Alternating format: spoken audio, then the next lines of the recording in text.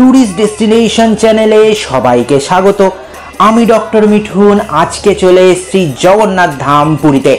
আর আজ জগন্নাথ ধাম পুরীর অন্যতম উৎসব জগন্নাথ দেবের স্নানযাত্রা।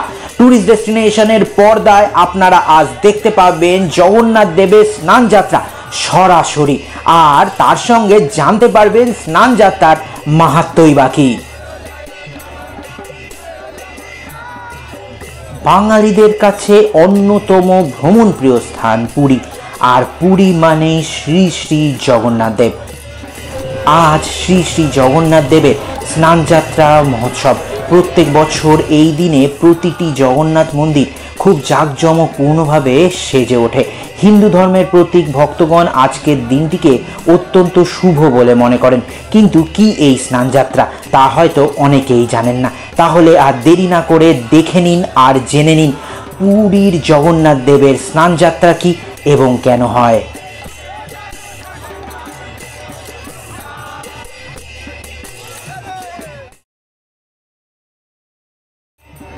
জ্যৈষ্ঠ মাসের পূর্ণিমা তিথিতে ভগবান জগন্নাথ দেবের আবির্ভাবকালকে স্মরণ করে রাখার জন্যই স্নানযাত্রার আয়োজন করা হয়। স্নানযাত্রার আগের দিন জগন্নাথ, বলরাম, সুভদ্রা এবং সুদর্শন দেবকে বেদি থেকে নামিয়ে বিশেষভাবে তৈরি করা স্নানের বেদিতে স্থানান্তরিত করা হয়। পুরীর মন্দির প্রাঙ্গণে স্নান মণ্ডপ নামে এক বিশেষ মণ্ডপ তৈরি করা হয়েছে। এই মণ্ডপের উচ্চতা এতটাই বড় যে বাইরে থেকে আপনি জগন্নাথ, বলরাম এবং সুভদ্রাকে দেখতে পাবেন। আর আপনারা দেখতেও পাচ্ছেন জগন্নাথ, বলরাম এবং সুভদ্রাকে স্নান যাত্রার বেশে শুধুমাত্র ট্যুরিস্ট ডেস্টিনেশনের পর্দায় সরাসরি পুরী থেকে।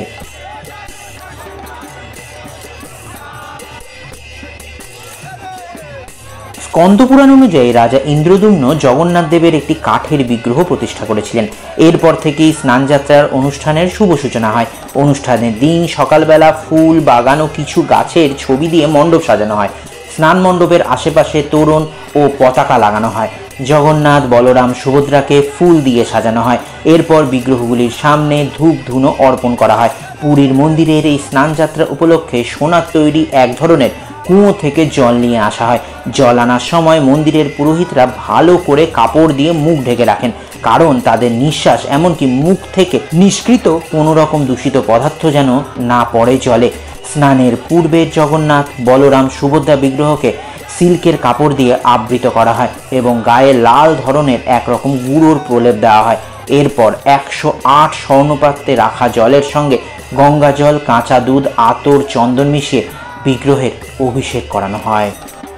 সাথে চলে বৈদিক মন্ত্র উচ্চারণ, কীর্তন, শঙ্খধ্বনি। স্নানের পর 108টি তুলসী পাতা জগন্নাথ দেবের চরণে দেওয়া হয়। এরপর জগন্নাথ দেব ও বলরামকে গজবেশে এবং সুভদ্রা দেবীকে পদ্মবেশে সজ্জিত করা হয়। এরপর তিন মূর্তির মধ্যে সামনে গোলাপ ফুল এবং 5 রকমের ফল উৎসর্গ করা হয়।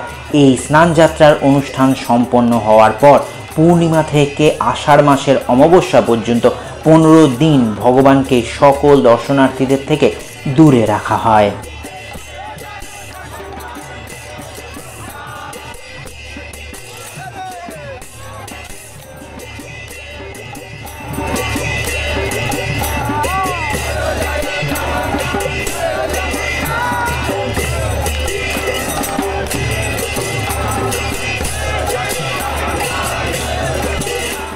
এই সময় মন্দিরের ভেতরে ভগবানের পূজা অর্চনা চলে। 16তম দিন অর্থাৎ রথযাত্রার দিন জগন্নাথ দেবকে সাজিয়ে সকল ভক্তের সামনে দিয়ে গুন্ডিচা মন্দিরে মাসির বাড়িতে রথে করে নিয়ে যাওয়া হয়। কথিত আছে স্নানযাত্রার পরের 15 দিন জগন্নাথ দেবের প্রবল জ্বর হয়। এটি অনসর পর্যায় নামে পরিচিত। এই সময় ভগবান আয়ুর্বেদিক পাচন গ্রহণ করে এক পক্ষ কালের মধ্যে সুস্থ হন। এই সময় জগন্নাথ, বলরাম এবং সুভদ্রাকে পটচিত্রের মাধ্যমে প্রদর্শন করানো হয় এবং জগন্নাথ, বলরাম, সুভদ্রা রতন বেদী নামক একটি বিশেষ জায়গায় স্থাপন করা হয়।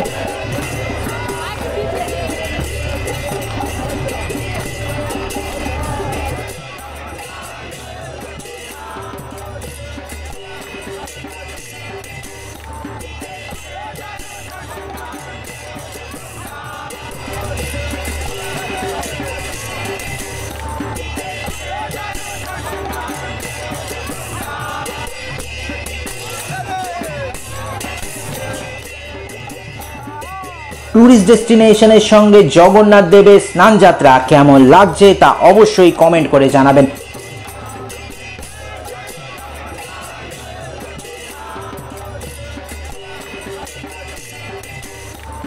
জানাবেন জগন্নাথ দেবের মাহাত্ম্যের কথা। কমেন্টে অবশ্যই লিখুন জয় জগন্নাথ।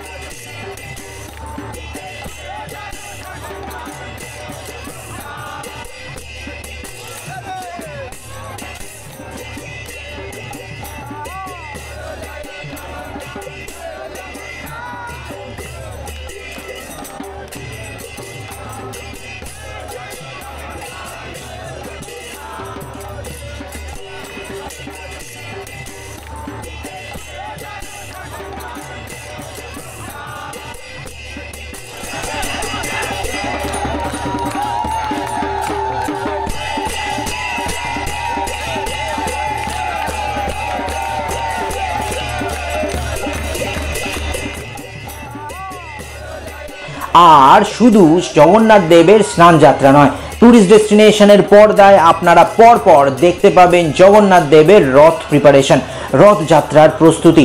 রথ কেন আলাদা আলাদা, জগন্নাথ বলরাম সুভদ্রার রথ কেন আলাদা, তাদের বিশেষত্বই বাকি সব জানতে পারবেন ট্যুরিস্ট ডেস্টিনেশনের মাধ্যমে।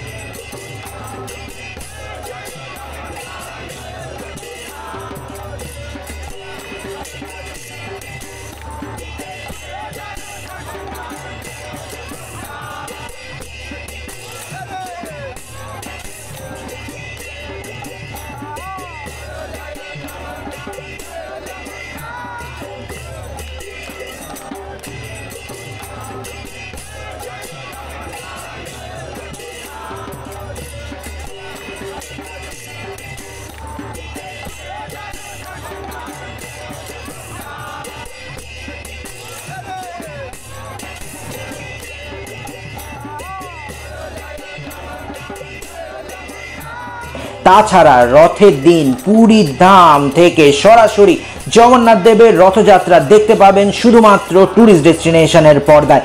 তারপরেও থাকবে একের পর এক চমক। কি সেই চমক, তার জন্য অবশ্যই সাবস্ক্রাইব করে নিন ট্যুরিস্ট ডেস্টিনেশন।